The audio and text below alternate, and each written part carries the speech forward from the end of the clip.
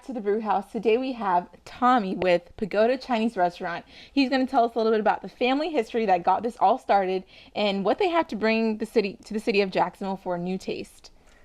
Hi, Taylor. Nice to meet you. Nice to meet you as well. Thanks for having me today. No problem. So I'm really excited to hear about your family tradition in the restaurant. So how did that all get started? Well, I grew up in this family restaurant as a child. When I first moved here from Greenville, Mississippi, back in the early, I guess, early 70s, my parents used to own a grocery store, and they somehow transitioned and moved our family to Jacksonville.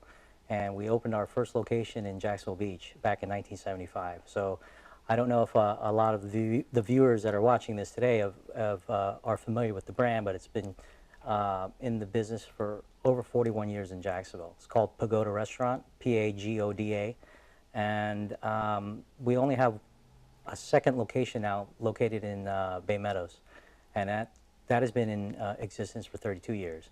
And I'm the oldest son of my father, who's still the chef of over 50 years, and I came back to get involved in the business last August, and trying to turn things around and take it to a whole nother level.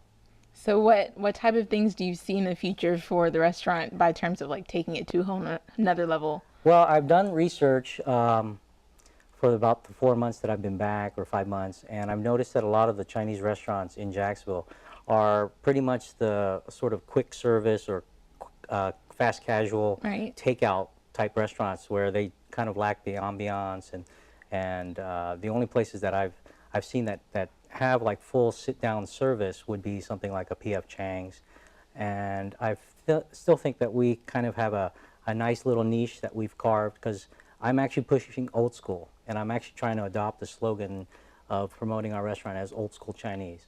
So if you come to our restaurant, you're going to sort of be stepping back in time, like Back to the Future, like Marty McFly. You know? So you're gonna walk in and feel like things are kind of like 1970s, 1980s, and we're hoping to be able to preserve a lot of the original old school dishes. You know, sweet and sour chicken, General Tso's chicken, you know, shrimp fried rice, egg rolls, things that a lot of people from the 1970s and 1980s remember, versus a lot of the newer fast casual, just quick takeout, inexpensive Chinese that you find in a lot of places now. Yeah, I was going to ask you that. So I know that because this is a family business, are the recipes like a secret? Yeah, well, I don't know if it's a secret, but if you're asking me to cook it, I don't think I could do it. For me, I'm not a chef. Okay. But that's why I am trying to learn and take over the operations of the business and figure out a new strategy to enhance it and take it to another level. And one of the things that we actually have had a bar and a lounge that we haven't really utilized. And believe it or not, we've never ever had a happy hour in 32 years. So those are some things that I'm looking at, and I'm looking at the sort of the market, the area around Bay Meadows. And Bay Meadows area is kind of roller coastered, and I feel that it's on an upswing now. There's a lot of new businesses moving in. I heard that the corporate headquarters of Winn-Dixie's moving in down the street.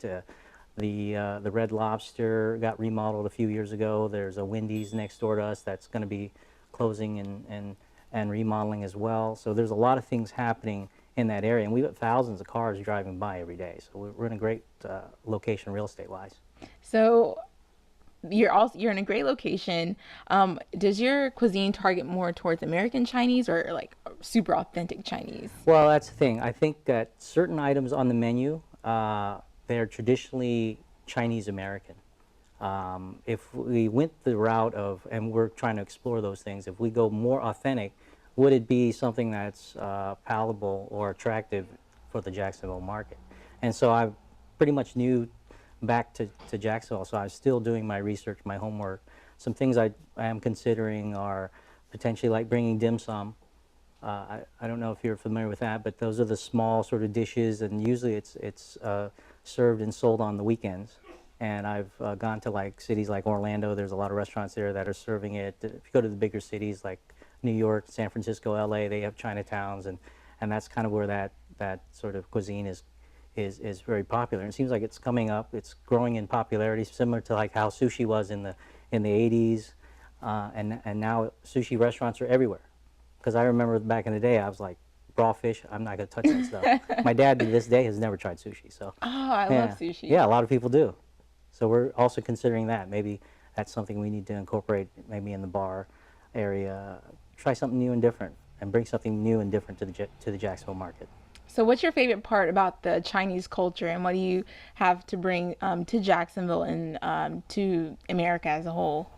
Well, I think that, and I didn't know until actually starting, since coming back to get involved in this business, that a fact is that there's over 40,000 Chinese restaurants in the United States. So somewhere I read it's like if you combine the franchises of like McDonald's and Wendy's and KFC or something like that together, there's more Chinese restaurants than those combined. Oh, wow. Yeah, I had no idea, so I started like looking it up on the internet, and then so I figured that there's maybe a nice little opportunity for us to keep the business going, because we have sort of that legacy and the history already in the city.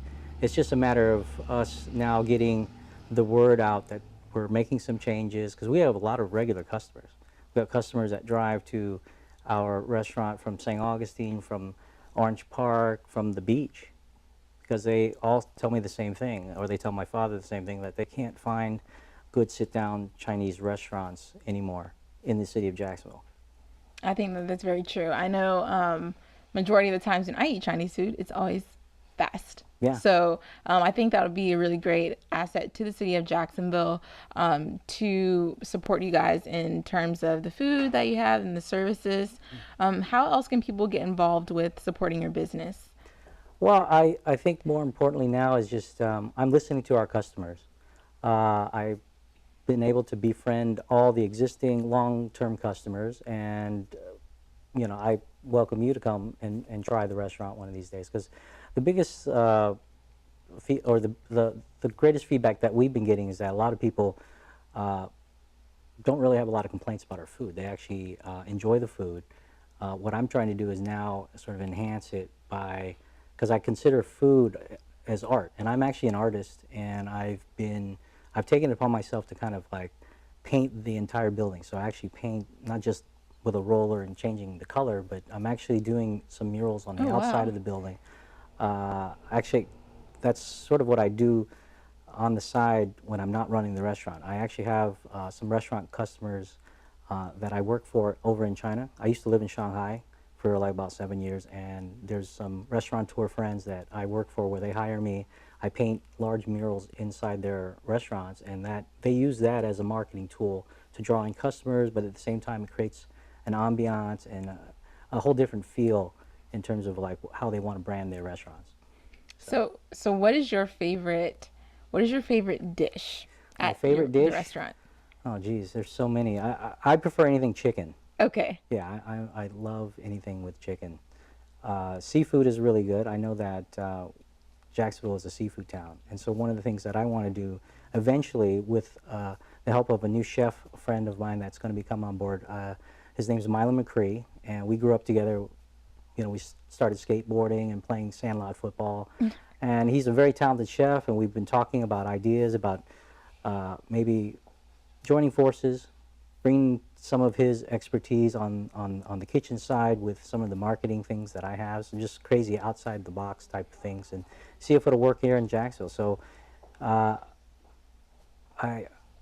we just, right now I don't have anything to promote because we're still in the development stages, but I think right now we want to enhance the current menu and see if we can introduce some new food items in the future. So how can people find out more information or get in contact with you in the restaurant? Uh, well, if you look at the website, if you Google Chinese restaurants in Jacksonville, we come up on at least the top 10 or top 20 of Chinese restaurants that are located here in Jacksonville.